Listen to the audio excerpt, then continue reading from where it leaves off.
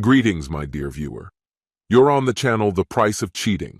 The channel is for those who appreciate traditional family values and condemn adultery. So be sure to subscribe to the channel. Let's get started. It's hard to pinpoint exactly when everything started to change. My husband, Oliver, has always been the center of my world. From the outside, we seem like the perfect couple, and many see Oliver as an ideal partner. Handsome, successful, charming. He has a natural charisma and authority that don't require any extra effort. Approaching 57, he still has that commanding presence, while I, Margaret, sometimes feel like I'm aging a little faster. We've been married for 37 years now. Even though I often receive compliments from men, I've learned to ignore them. The most annoying ones come from overconfident types who think too highly of themselves. At 53, I've become comfortable in my own skin. My brown eyes, hair of the same shade, and a figure that still holds up have become my pride. I try to stay active, practice yoga, and maintain my shape, but I don't obsess over it. I enjoy good food and a glass of wine, which have added a few extra pounds, but I've accepted that as a natural part of life at this stage. I run a retail store and have a deep love for books, puzzles, and games of all kinds. Our children, Robert and Mary, are adults now but live nearby, so we often gather for family evenings. Our intimate life hasn't lost its spark either. The only issue, if it can be called that, is that I've never achieved complete satisfaction in bed, though it seems to bother Oliver more than it does me. He's attentive in every other way, and I genuinely enjoy being with him. One particular year, I decided to invite Oliver to my company's New Year's party. I always love dressing up for such events, and we usually have a great time. As always, Oliver fit right in, easily mingling with different people. After a while, I left him at the bar and went to dance. At first, I danced with female colleagues, but soon some young men joined us. Among them was Harry, our new supply manager. Harry and I always had a good rapport. Our interactions were easy and relaxed. He's young, athletic, and charismatic, and I couldn't help but notice that he was paying me a lot of attention. After a while, I went to check on Oliver and found him at the bar, looking rather unenthusiastic. He seemed a bit down, as if he was ready to go home. "Sorry, darling," I said. "I got caught up in conversation and lost track of time." "With everyone or just him?" Oliver replied, nodding toward Harry. "That's just Harry, a colleague," I explained. "We were just having a bit of fun, dancing." "I saw the way you looked at him," Oliver said calmly. "You like him." It didn't sound like a question, more like a statement. I was caught off guard. "What?" "No." "Well, maybe I hadn't thought about it before. But now that you mention it, I guess, yes, a little." I did enjoy the attention, and it was nice to be noticed in that way. But I didn't understand. Sure, Harry was attractive, but I wasn't interested in anything beyond a friendly, professional relationship. Even if Harry had shown interest, I wouldn't have pursued it. Surprisingly, Oliver didn't react with anger. He seemed to accept my words. We stayed at the party, and I made an effort to spend more time with him. When we got home, my attraction to Oliver was at its peak, and we had an incredible night together. Afterward, he asked, "Was it Harry who turned you on?" I thought for a moment, then decided to be honest. "Maybe a little, but mostly it was you." Seeing that Oliver wasn't upset, I felt confident enough to continue. "It's nice to get attention from a young man, but nothing compares to what we have. All that energy, it's for you." That conversation opened the door to more candid discussions about our intimate life. We started sharing our fantasies, and our connection became more vibrant and frequent. I began experimenting with new lingerie, knowing how much Oliver loved stockings and heels. When we went out for dinner or drinks, I'd flirt with him, and I discovered a new side of my sexuality. Our conversations about fantasies also expanded, including hypothetical partners, usually celebrities or athletes. Throughout all of this, I constantly reassured Oliver how much I loved him and how lucky I was to have a partner who was open to exploring these things. We even started watching adult films together, some with themes of infidelity, which added a new level of excitement to our relationship. In the office, Harry often flirted with me, and I couldn't deny that I liked it. He regularly invited me out on dates, and though I always declined, a part of me secretly wanted to say yes. It became clear that I needed to talk to Oliver. One evening, I decided to discuss it with him. "I love you more than anything in the world," I began. "You're the best husband I could have ever dreamed of." Oliver smiled warmly. "I love you too," he replied. "But something's bothering you, isn't it?" "No, everything's fine," I said, though I knew it was a lie. I reminded him of our previous conversation. "Do you remember when you asked if I was interested in trying something new in our intimate life? I've been thinking about it a lot, and I feel like I want to explore this curiosity before it's too late. I wonder if it would be different with someone else." Oliver's face showed confusion, but I was sure this was something that could benefit us both. I just needed him to understand what I meant. "Harry invited me to spend the weekend with him, and I want to go," I confessed, bracing for his reaction. "I think it might help us figure out some things we've talked about. Remember how much you liked that video about the open wife we watched? I thought maybe we could bring that fantasy to life." Oliver's voice remained calm, though there was a hint of resignation in it. "That was just a fantasy, Margaret. But maybe it could be something more for us," I continued. "Harry has been interested in me for a while. He knows about you, and I don't see him as a threat to our marriage. I enjoy his attention, and I want to be completely honest with you. I'll tell you everything that happens, and I promise it won't change my love for you." "Have you already done something with Harry?" Oliver asked, and there was pain in his voice. "No, we haven't done anything," I assured him. "We're professionals at work, and I've made sure everything stays appropriate. But I want to have a little fun, and I'll always come home to you." This wasn't an easy decision. I saw the confusion and hurt in Oliver's eyes, even though he barely spoke. His silence said more than words could. I knew it was hard for him to hear. The fact that I hadn't had an orgasm didn't bother him as much as it did me. I'd read that it was quite normal for women, but I couldn't shake the thought that it might be different with someone else. Oliver seemed stunned. His legs trembled and he leaned against the wall to keep from falling. Damn, I thought. Hurting him wasn't my goal, but at least he wasn't angry. I barely slept that night, and I was sure Oliver didn't either. I kept second-guessing whether I had made the right decision, and those doubts haunted me. In the morning, Oliver seemed a little calmer, which gave me hope.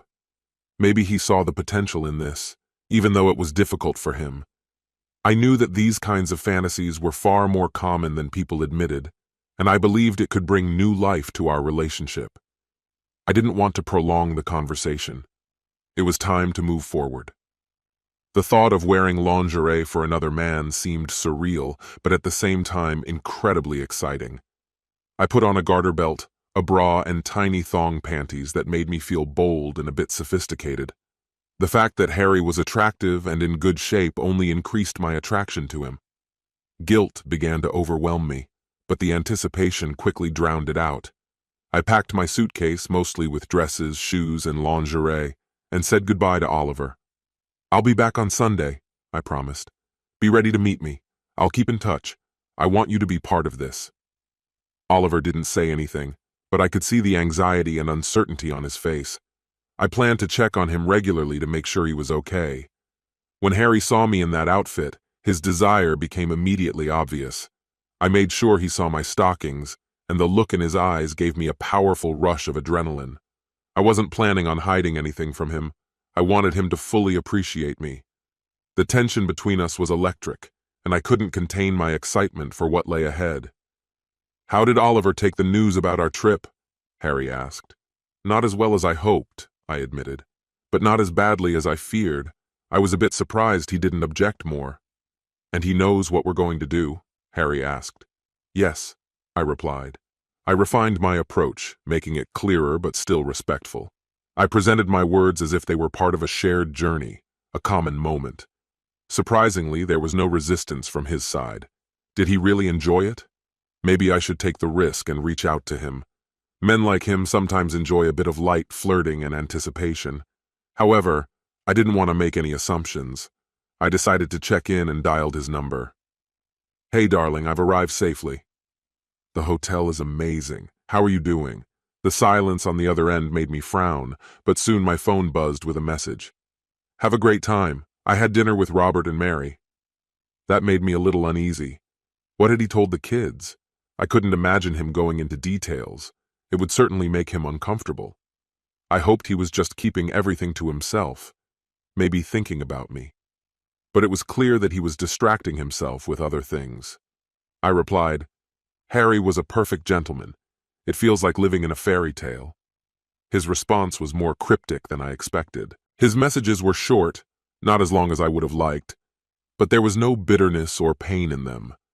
Harry noticed it too, and seemed to enjoy it, maybe even more than I was prepared for. I started to wonder if there was more truth behind this situation than I wanted to admit.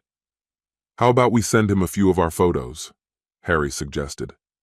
At first, I hesitated, but then I decided to go for it.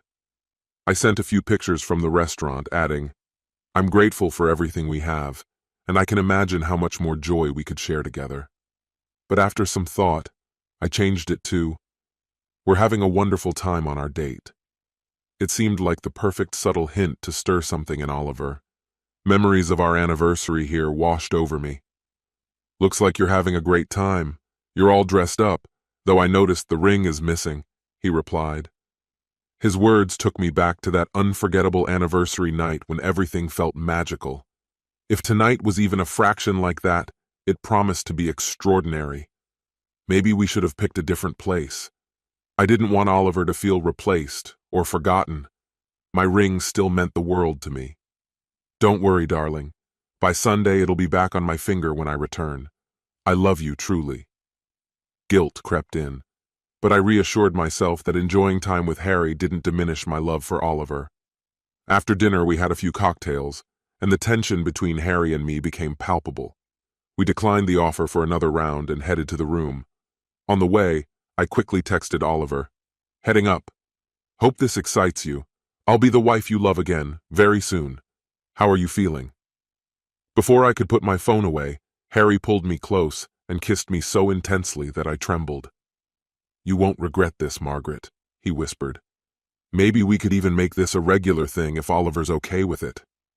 His words sent a wave of excitement through me. I felt desired, and it was intoxicatingly new. Harry's touch made my body tingle with electric energy. I asked him to wait on the bed while I changed into something more fitting. In the bathroom, I unzipped my dress and glanced at myself in the mirror. The lingerie I bought for this moment looked stunning. But then I looked at my phone. Still nothing from Oliver. This was harder on him than I had expected. Although we had both agreed to this, his silence was troubling. I typed out another message. "Oliver, are you there? You've been so quiet today. I love you, darling." When I finally returned home, I hoped we could sort everything out. However, deep down, I doubted it was really possible. I stared at my phone, trying to understand what my husband was thinking. Of course, to some extent, he had to be questioning or regretting our decisions. That's just the reality of where we are now. I even sent him a few flirty selfies, posing in front of the bathroom mirror, showing off my lingerie and stockings. From the other room, Harry teased, asking if I was trying to make him wait on purpose. My phone vibrated, and I looked at the screen. "Yes," was all it said. But instead of excitement, it felt like my attempt had disappointed him. I didn't want to push further. Damn, things weren't going the way I had hoped. Those photos were supposed to bring us closer, but now everything felt wrong. I tried calling him, but he didn't pick up. Maybe he wasn't as interested tonight as I thought. Just as I was about to send another message, the phone rang. "Forget it. Do you like puzzles?" "Puzzles?" He told me to check the first words of his messages. Confused, I went back and reread them. "Have fun. Forget. Forget." Then it hit me. Actually obvious. Yes. Divorce. Divorce. My heart sank. Damn it. I tried calling again, but still no answer. Panicking, I hastily got dressed, struggling to put on my shoes while Harry looked at me in confusion. "I need to go home. Now," I said in a rush. Harry was stunned, but quickly tried to calm me, asking what was going on. I shoved the phone at him, showing him the messages. "Damn. You don't think he's going to do something crazy, do you?" "I don't want my wife finding out about this," Harry muttered nervously. "Wait, you're married?" I blurted out, rushing out of the bathroom and frantically sending more messages. "I'm coming. On my way," I wrote, praying for some kind of response.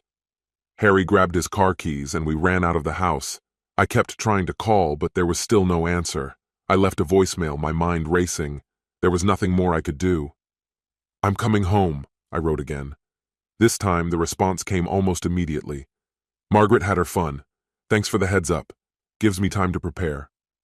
Fear gripped me. "Please don't do anything rash," I begged. Everything felt like a terrible mistake. Even loving him now felt wrong. Then another message arrived. "Legally, I have no other choice." In desperation, I tried to explain myself.